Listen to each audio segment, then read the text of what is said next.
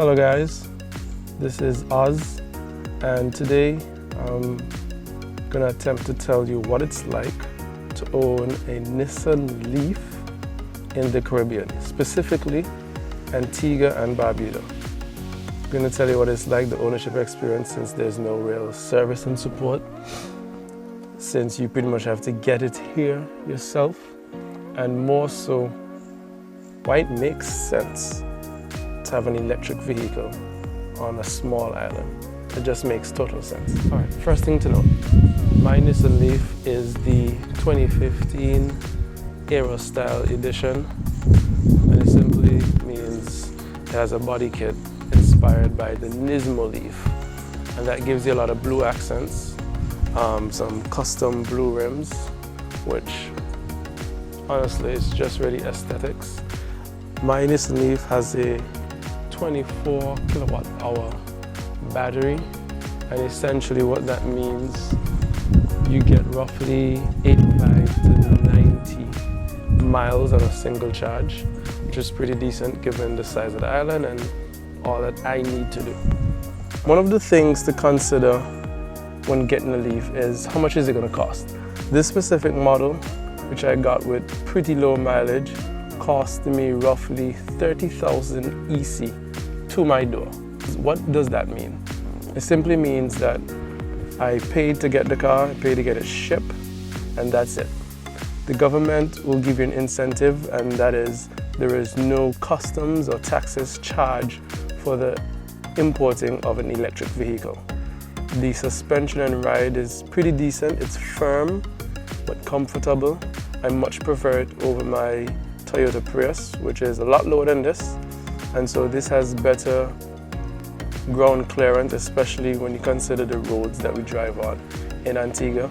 This is much higher than the Toyota Prius, and so I can pretty much count twice I've scraped the bottom of this vehicle because it has pretty good clearance. You can drive along Friesel Road with decent ease of mind. Yeah?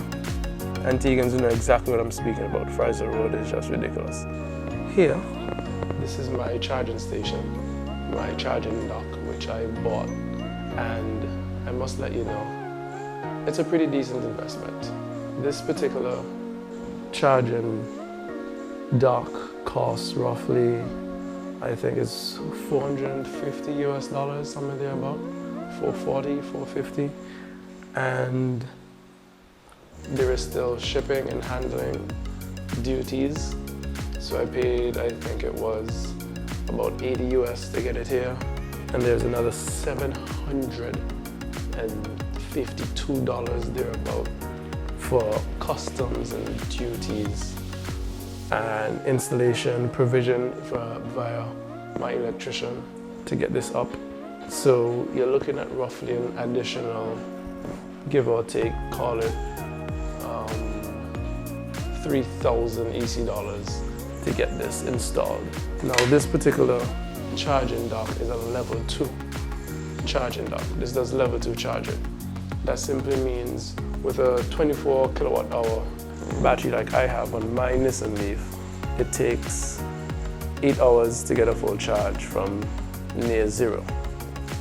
8 hours simply means you plug it in before you go to bed. By the time you wake up, you have enough charge for your following day. If you can see that, that's the plug type that the Japanese use. It's not common around here, but this charger is a level 1, level 2 charger. What does that mean? Level 1, level 2?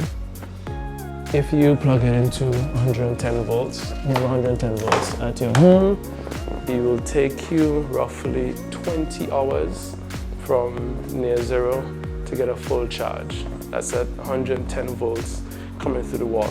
If you have 220, you'll pretty much get the same speed that you get on this level 2 charger. Now, according to the Public Utility Authority's website, given the rates for electricity in Antigua at the moment, it costs roughly $24 per charge. And from the calculations that I've done, that's roughly 30 cents a mile. Costs you roughly 30 cents a mile to drive this vehicle. Given we're only living in 108 square miles, and I'm sure the average person travels less than 60 miles within a day, you know, doing your errands between work, home, kids and whatnot, why don't you have a Nissan Leaf? Alright guys, thank you for watching my video and my short little tour of my Nissan Leaf and what it's like for me owning a Nissan Leaf here in Antigua. And if you like the video, please hit like, hit subscribe if you want to, and follow my channel. I'm hoping to do a lot more content and things about